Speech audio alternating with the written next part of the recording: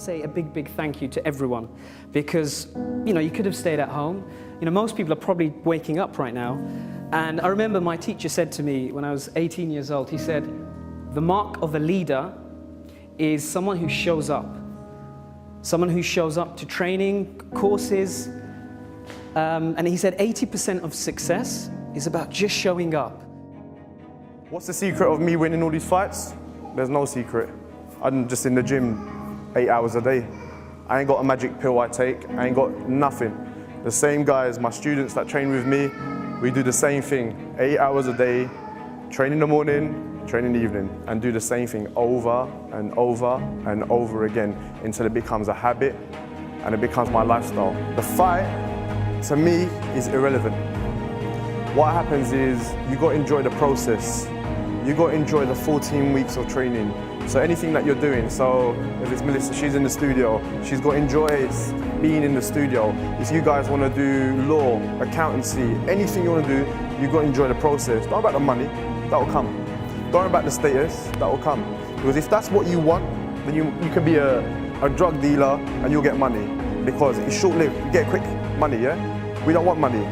You got to enjoy the process of what you're doing, like not losing yourself, like you're talking about integrity.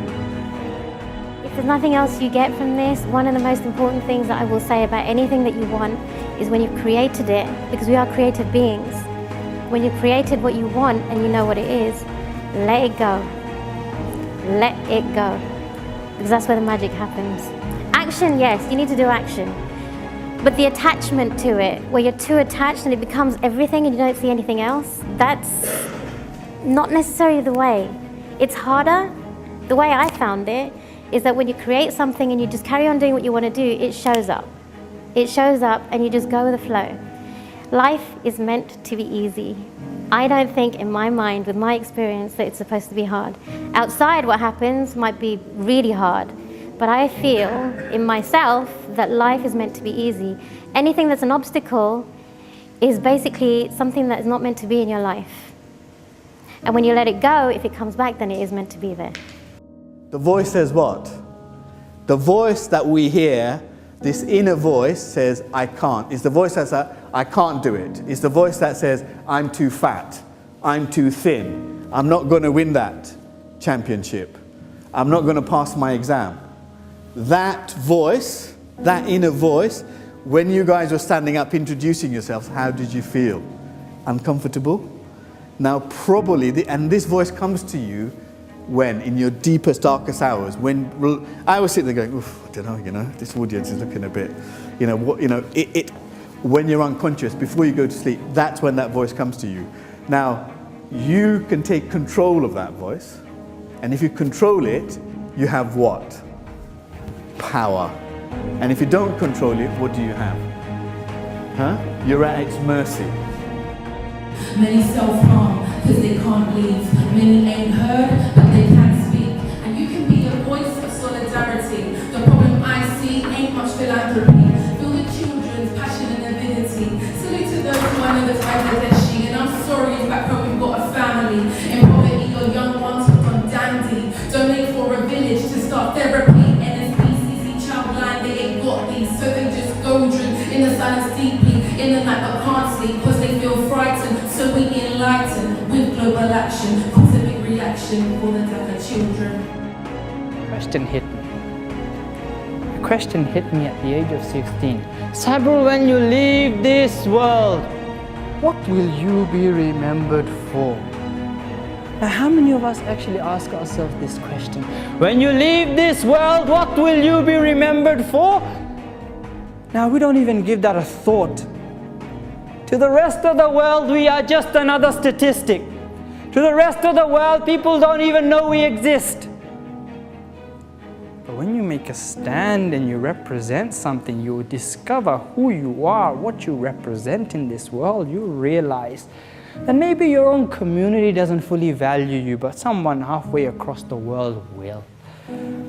At the age of 17, I wanted to give back to society because that question kept on bugging me in my head. I couldn't find answers to it at the age of 17, but I knew I had to do something. At the age of 17, during my lunch break in college, I wrote my first book. wrote my first book called The World at Your Feet, Turning Your Vision into Reality. A book to inspire young people like yourself that no matter the age, race, religion, culture, or where you are from in society, everybody has the ability to be extraordinary.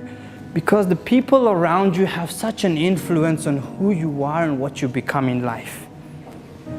I could have chose to stay at home. I could have chose to stay with these friends. But I knew that I was worth more than that in life.